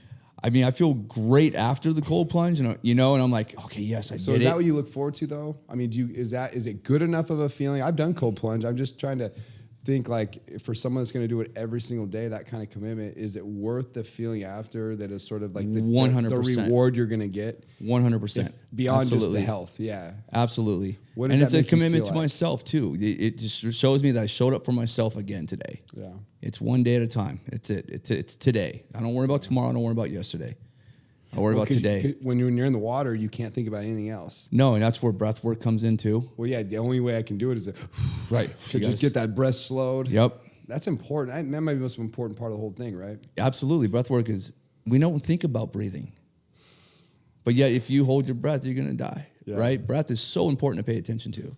Yeah, you know, one thing that really helped me in connection with breathing, and I think it'll probably hit more places than just this for people, but I learned this from a speech coach and from Ed Milet. I got some really great like advice that I kind of paired together. Right. But it was about public speaking. And Okay. What I learned from Idora, who was this like really famous speech coach, she's a little old lady, awesome lady, is that she's one that really made that psychological connection to the fear that happens when someone steps on a stage. Like they say that fear on a stage is greater than death for most people. Really? It's a scientific study that the fear of being on a stage is greater than death for the most amount of people or whatever. Wow. So I've heard that many times, but I didn't know it was an actual study they've done. Right. So that people are deathly afraid of getting on a stage, and you know it's interesting. But she made that bold sort of connection to the wiring, the hard wiring of the human experience goes back to our early ancestors and how dangerous it actually was. Kind of like some of the fight or flight response of a saber-toothed tiger that's kind of Right. built into our anatomy. Right. She made the claim, and again, I don't know if this is true or not, but I love the analogy and it worked for me, was that in the early days, the barbarians could kill you to death if you had enough courage to step up in front of them and proclaim that you're some type of moral authority or leader or have some opinion that they should, follow, which is what a leader does. You know, you're influencing. Historically, it's the same Right. difference. Right. And the people that obtained power early on would bring the fear of death in you, Even Jesus Christ was murdered, if you think about it. Yeah. So if you were going to sort of put yourself in position, well, now you could be a heretic. I mean, you can keep going down all the generations and all the different crazy cultures and the Vikings and the Romans, and you think about sort of the fear that was placed upon people that were going to get in front of large audiences and put themselves in position. So I'm on stage. I feel it's the worst I could feel. I can't feel worse than when I step on a big front of stage. I hate it. I just don't like the way it feels. Yeah. But now I have a framework that I back up on. I think it's valuable. And it's this idea that when I'm up there, that fear that's kind of built into our biology was her claim.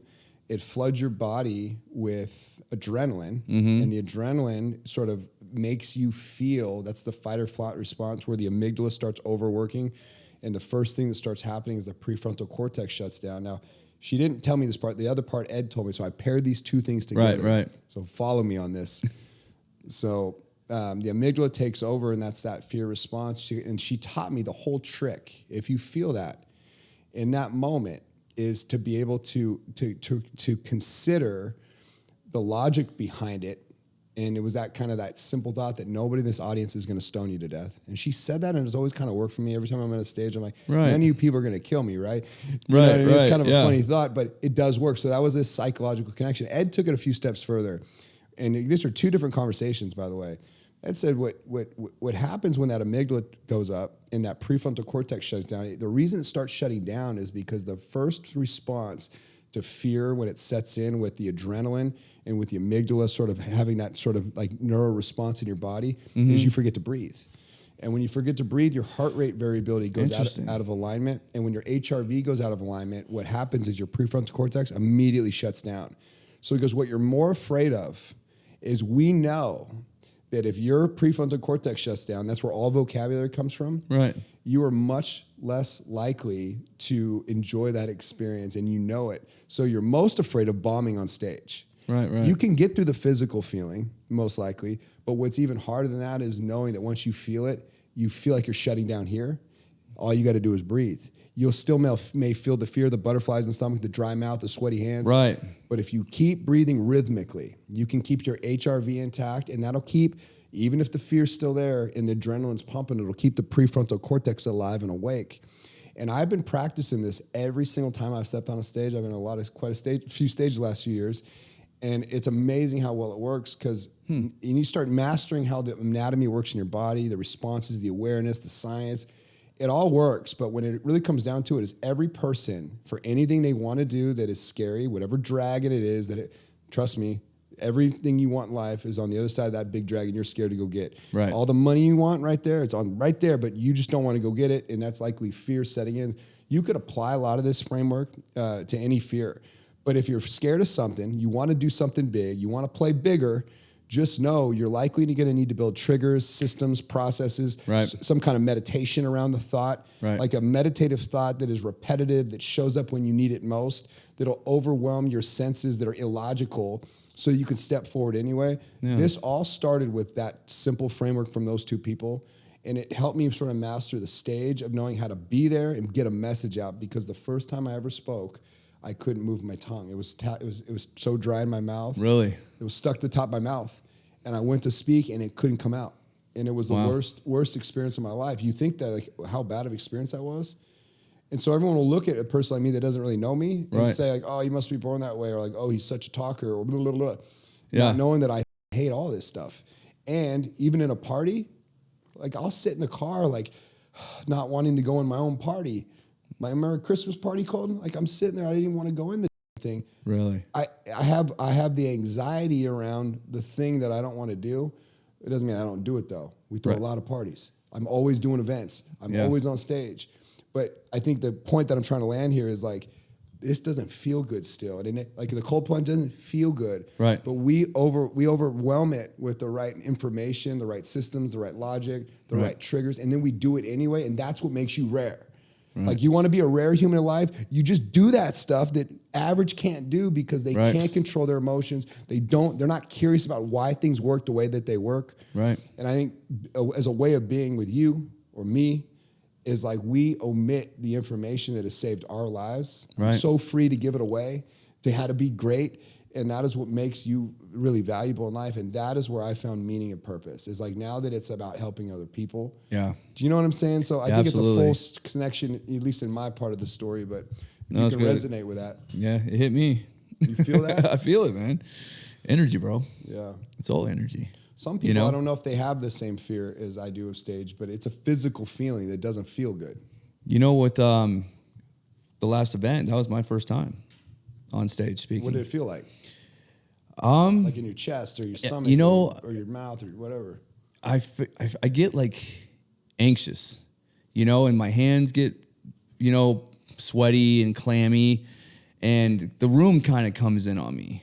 You know, I feel that. It's a terrible feeling. You know, and yeah, you're not describing anything pretty right now. yeah, it's Not a pretty feeling. it's not, you know, I thought you were but gonna say it wasn't that bad, but you just described hell. you know, The room's closing in. Well, that's not good. yeah, but again, you got to, you know, you got to push yourself through these You just things. do You it. know, when I got the opportunity to speak, I grabbed it. Yeah.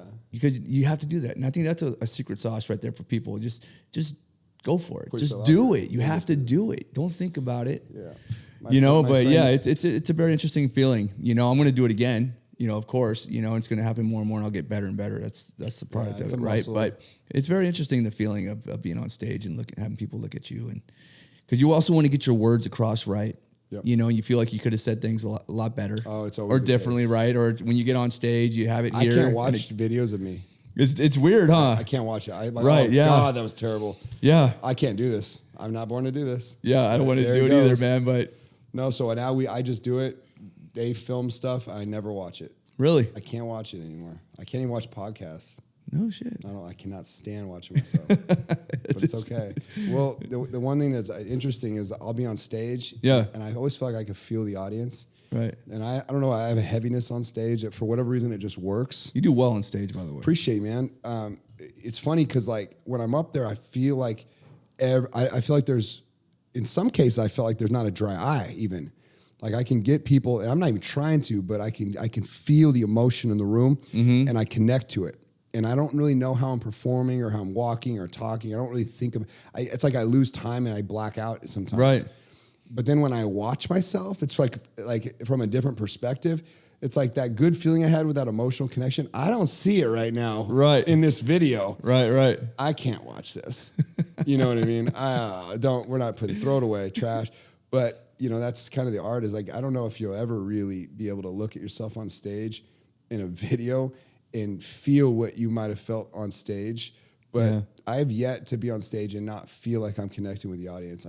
I always thought I would feel a moment where I could feel people getting restless or wanting to leave. Mm-hmm. I've never felt that, not one time. Like, so somehow I'm holding you. Well, yeah. Well, it's coming from a pure place. Yeah. Right. You're not faking it.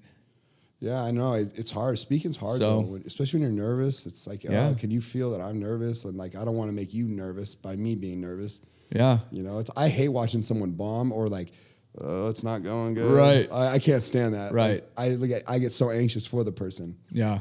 You know. No, absolutely. But no, Do you get that way too? yeah, you always feel for everybody, you know. If they're not doing good. Yeah, I mean, I always Okay. I always want everybody to do well. Of course. Right? That's what you want. You know, we're not haters over here. No. Right? We're always pushing. because we're winners. Exactly. Winners want everyone to win. Exactly. 100%. Like, you know, it's like I'm not in this game. What's cool about the game of sort of purpose and impact, at least like the way in the capacity we're doing, it's sort of built around mission and growing our business. And again, it's our way of fighting back also. Right. But it is different than like competition and anything else. Like we want everyone to win. Yeah. It's a cool way of being. Yeah, It's feels good. It's like a religious experience. Yeah. I think it's connecting me to God. It's like a spiritual connection that Right. was a better connector for me to God than being preached it in Catholic school. Right. You No, know I what agree. mean? Like I just saw a bunch of hypocrisy. You Yeah. know what I mean? Like I just did. I didn't get it. Yeah. 100%. But I get it more now as an adult by doing the work and starting to have real clarity and focus of where I'm going to take my life. Right. You know, looking at Tim Tebow and like, you know, having some of these guys that I want to model myself after. Mm-hmm. The work he does with disabled children, and you know, it's his way of being as a person that isn't, you know, A-lister, I would call him in my mind. Right. But I like that, you know, like how important do you think it is to have someone to model off of? I think it's very important. Like someone that you look up to, that you model, that you get mentored by, or even if it's digital mentorship, or someone that you've admired from afar, but you see how they're operating and you try to apply some of that in your life. Like, yeah, it's one thing I've always wanted throughout my life was a mentor. I would catch myself saying that throughout my life when I had clarity, and I think it's one of the most important things because I wasn't surrounded by anybody doing anything other, it was just the average stuff and some guidance, some good guidance is very healthy for everybody. It'll really, really, just set you up. I've never met anyone doing anything rare or amazing that is thriving in life that doesn't give credit to countless mentors, not just one, lots along the journey of their path. It starts in one place, but it never really ends, is what I've realized. You're always putting something in place in a new relationship, in a new stretch, or there's always that process. And it's like, I think so many people get it wrong that like, oh, they can make the investment one time and they'll get over it. But we don't realize like it's never really ending, because there's never ending ticket prices to pay that offer extreme value that should be paid to get you in the room you want to be in the environment you want to be in, with the information you want to be in. And I think there's a ticket price in life for almost everything. There's hidden ticket prices too that people don't realize. One of the biggest ticket prices I learned from Ed Milet, and I never considered a ticket price, although I had the early instinct to do the same thing he did, was he said the ultimate ticket price is to live in their neighborhoods. It was such a simple statement, and it just makes sense. So dead on. Right. I'm going to live where they live. I'm going to live in there. And sure enough, he bought, a property in one of the most exclusive neighborhoods in the world. His neighbors is Tim Cook from Apple, Sylvester Stallone. He's got Phil Knight, from CEO of Nike, that lives in the neighborhood. Every Kardashian's in there. Now, whether you like him or not, it's irrelevant. He pinpointed a spot in the world that offered a location where some of the most successful business people in the world and most famous humans on planet Earth that have ever walked this planet live. And that proximity, by living in their neighborhood, was one of the biggest ticket prices a human could pay. Yeah. That last house he sold, I think it sold for $40 million.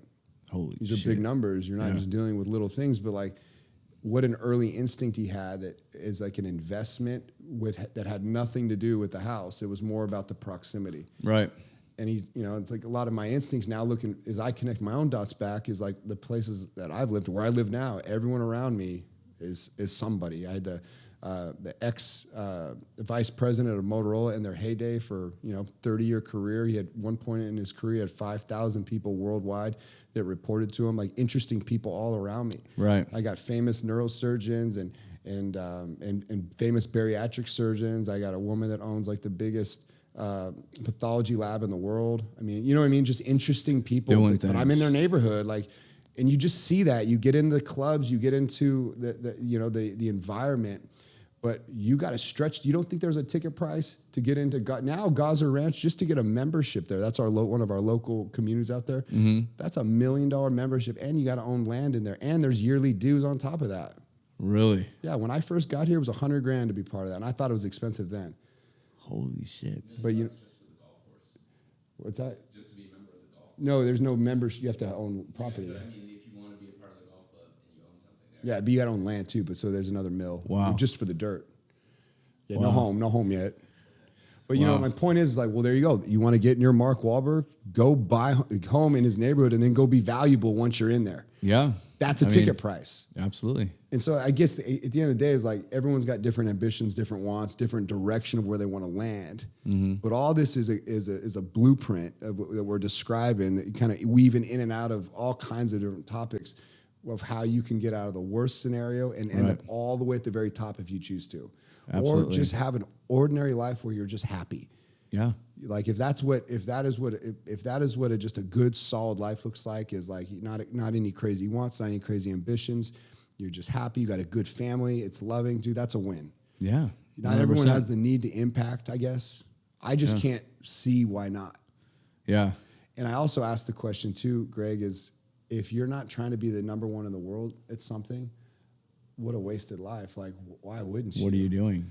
Well, like, isn't the life fun to like strive and for something incredible? Right. Like, I guess sitting on a beach for me, it is very boring. You know what I mean? Like I have to be working on something that I love, or craft, or building something that I care about, or you know, your family or something. But at the end of the day, like, the kids are out of the house, they move on. Like, what is your thing, like, that brought your life real purpose? And I think, you know, I don't know, it's a complex question for people, but how many people can answer that and be honest that they're actually in it, or they're in the system of it, the emotions of it, right? Or when did they stop trying? When did they give up? When did they let bad habits sort of creep into their life? How unhealthy are you? Like, there's a lot of domains of life you have to look at. Yeah, you know, absolutely. I mean, I take it as serious as words. Like we say, try. I think that's a curse word. I don't use try. Yeah. How come? It's because we either do or we don't. Now, just depending on the level of doing and where did we fail. And that's where the lessons learned. Like, if you try, you're like kind of setting yourself up for failure. I try, already. That means I quit. Yeah, I'm quitting already. Yeah. Or like, I'm cool with it. You know what I mean? But if you say do, then you're committing. If you say don't, you're still committing. And you're being honest with yourself. If you don't, you can analyze why you're choosing not to. And if that's something of value to you, you can work on that and do with it what you will. So I do or I don't. Yeah. There's no maybes anymore. There's none of that. Like, I'll be there or I'm not going to be there. I'm going to do this or I'm not going to do this. I'm going to wake up to go to the gym. I go to the gym every morning, 3:30 a.m. I'm going to go. I'm doing it. You know, and if I don't, why didn't I do it? You know, and it gives you a really quick reflection, very like instantaneous. Like, why am I not? You get to start thinking about it. Like, I actually made a choice to not go to the gym one morning, and then I thought about why, and it wasn't good enough for me. I got my ass to the gym. Yeah. You know, instead of saying I'm going to try to go to the gym, you know, because then you wake up and be in your feelings, and then you're like, I'm not even going to think about why, because I said I'm going to try anyway, so it doesn't matter if I'm not going. Yeah, you better have a good why. You know, so I get a good why if you're going to do it every day and be that evangelical about about the thing you're committing to. That's the thing is like that I don't think people get is if you're going to do something with like sort of with real possibilities attached to it, real compounding possibilities attached to it, real longevity. I'm almost convinced you have to be evangelical about the thing you're doing. Yeah. Like, you have to care so much. So 75 hard, it ends in 75 days. Right. Like, what about till your death?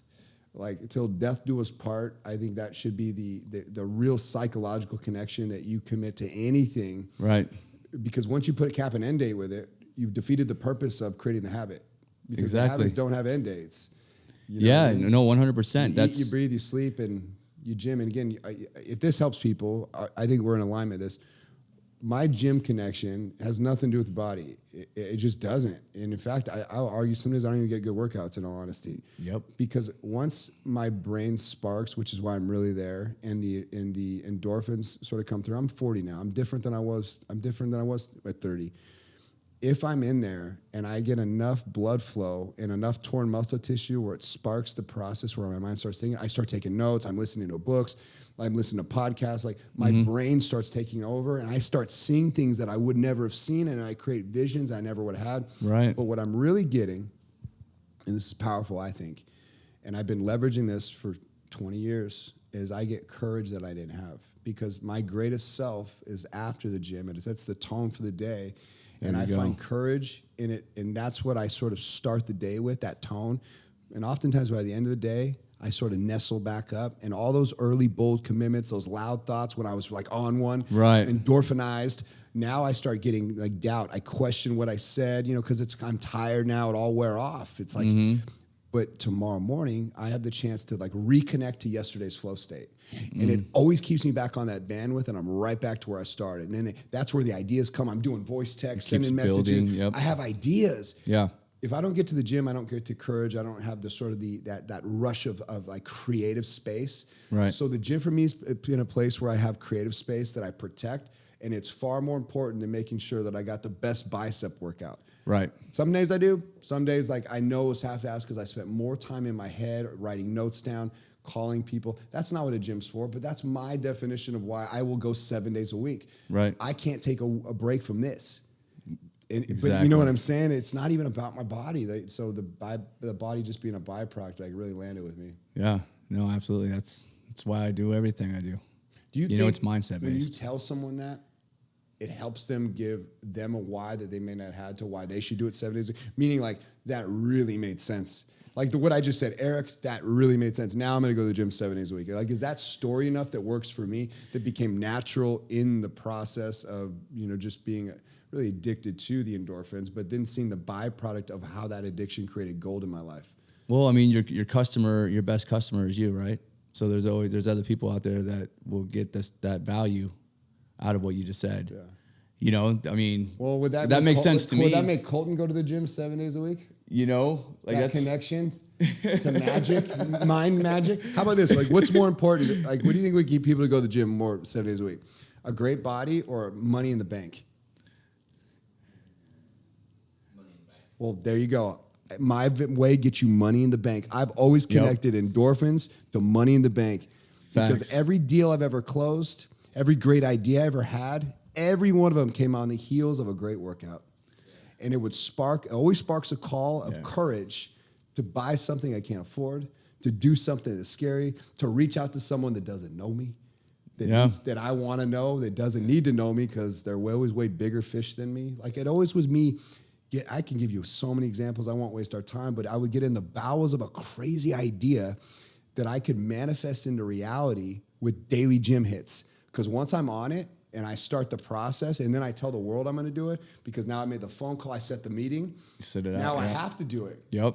It's this pressure to perform, but all that was sparked in the gym. Right. You see me having anything to do with my body? Right, exactly. Care less. But I still treat it good, meaning like I'll still do the protein. I still get all the macros in and all the nutrients in. Like if I am going to tax my central nervous system every day, of course I'm going to max it out with a healthy environment. Right. Like it's just smart logic now at this point. But Yeah, 100%. hope that helps someone, man, that's like struggles with going to the gym. It's like, well, you haven't tapped into what the real gold's at. Maybe you need money in the bank. Maybe that'll be the greater like force for you to get in there. Like let those endorphins make you see something that you don't have a courage to do in real life. Make that your fake life.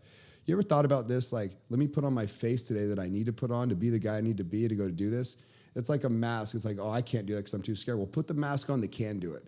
Like actors do it all the time. Like you've seen. Pull out your archetype. Is that bad though? You know what I mean? Or is that more realistic to how people actually win?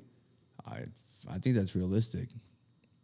Pulling out your archetype, and when you need it. Well, you think about an actor. Okay. Actor that played, like Leonidas from 300. Right. That's not how he is in real life. Exactly. Well, he played that pretty good, didn't he? He did. He won awards for that. He made a lot of money off that. I think there's a lesson with actors that if you want the money in life, but you're too weak, your authentic self's too weak, then go put on the mask that isn't weak. Right. There's a psychological connection between that ideology. Now, I don't talk about it a lot, but it's one of the rules of power. It's interesting. Yeah, power is not what you think it is. It is all a game. Right. And again, you look at Hollywood, the people that control the world, the richest people in the world, they have some of the strongest influence on planet Earth. You look at Taylor Swift, all she does is sing, and she's a billionaire. I know. What value has she brought to the world? Honestly. None. She just talked. Not in my eyes. Well, I mean, think about the people that make things. They create, the inventors, or the people that clean the toilets, or the people that clean the sewers. Right. That's intrinsic value to me. Right. I'm okay, give me $1 million. Like, oh, you like the way my voice sounds. I just don't get like our obsession with people that don't do much. You're fake on that show acting, and you're gonna get all that millions when there's people that are like so talented in this world that bust their ass and they make 50 grand a year. Yeah. Like the real heroes of the world, the first responders, the people saving lives, the people that go to a car scene and there's this lady's legs ripped off, there's a baby dead on the ground. That guy gets paid. Yep. He has to go in the worst circumstances ever. Like that's intrinsic value to me, not someone that can sing good. Right. I don't get it. So the point I guess I'm alluding to, maybe this is a psychological trip that would be valuable for someone, is that if you want to go be the billionaire, then put on the mask and go be one. And do what the guy does that does the billionaire things. Yeah. Well, if you're too scared, then put on the fake mask. Yeah. It's kind of a trip on your senses, but if they can do it in Hollywood, if Leonidas, who's probably a in Hollywood in real life, could be that guy in the movie, then maybe there's something more there that you should really explore. Right. You know what I mean? This idea of putting on the persona that you need to get it done. Yeah. Because if most people are going to procrastinate and be too weak because you're a weak person, then well, what would a strong look like? Put that guy's outfit on. Put his voice in your box and go run with it. Like, you know what I mean? Switch it up. Right. I don't know, man. I think that there's something there that is probably more truer to the people that make it like big in life. Is I think they're oftentimes it might be so fake, but they figured out something that most of humans can't figure out because we're taught to be so authentic. You know what I mean? I'm like, well, I don't know if I want to be authentic because if I was authentic, I would be fat. I'd eat cake every day and I'd be on my couch because I am lazy as a. Right. But the reason I work so hard is because I will this. It's not authentic, man. Trust me. I don't want to do what I'm doing. I just know that if I want greatness, I gotta do hard things. Yeah, 100%. You know? Yeah. I don't know, man. If I'm gonna start rethinking about this, like anytime I feel something I can't do, I'll challenge you guys to do this too in this room. Okay. If there's something we think's too big for us, we'll say, well, what would the guy look at the guy that's doing it and say, could I kill him? I'm dead serious. Be like, in a fight, could I kill that? Right. I think I could take you. I may not be the biggest guy, but I bite your Achilles heel off and kill you. The second I know that I could kill you, I could go do what you're doing. Yeah. Because at the end of the day, like the barbaric nature of humanity, at the end of the day is like, oh, you got your suit and tie on, you're all fancy, Mr. Fancy Pants. Like at the end of the day, like I'll kill you. Right. I'll take that. I hope you hear what I'm saying here. I do. It's like, man, he bleeds just the way you do. Why do we prop people up so high? He ain't nothing more than you. Why are you so enamored by this person over here in Hollywood that, like, what do they do? You know, I've never felt that way. Yeah. You know what I mean? Well, it's very interesting. I'm so anti this Hollywood right now. Oh, yeah. Dude, it's great. They're just pushing an agenda, man. Yeah. You know what I mean? That's another podcast. These are the most evil people in the world. Oh, 100%. That whole industry, all of them, they're sickos. Yeah. Yep. That's where the money lies. Everyone's pushing the same. So yeah, for a reason. Yeah, we're up against a lot, man. I hope we inspired a lot of people today. Where can people find you if they want to go get in your world, if they want to work with you? Right now, they can check us out on Instagram, Relentless_path. We're building an app, so that's coming soon, and we're in the process of our website. Just hit us up on Instagram. DM Follow us. the journey there, yeah. You know what I mean? Follow the journey there. If you have questions, concerns, anything, we're there. We also actually have a community on School as well, so they can join that. It's free. And we hold Zooms every Friday, and all that good stuff. So, yeah, follow us. We'll help you out, man. I'm proud of you, man. Keep doing what you're doing. Hey, thank you, brother. Proud of you, bro. Come a long way. Hey, I appreciate you, man. I appreciate the love. We got more to go. Let's do it. Yes. All right, you guys, if you like the show, thank you for listening. Remember, the show doesn't work unless you do. Please share this message. If you know anyone this could help, anyone that might get tickled by this, anyone that loves Voss Water, please send them this show. Tag them, do something, get it to them, because this is how this thing keeps going. So appreciate what you do. We'll see you next week. Thank you. Stay relentless, baby. Stay relentless. Stay relentless. I'm a man on a mission. I'm a man on a mission.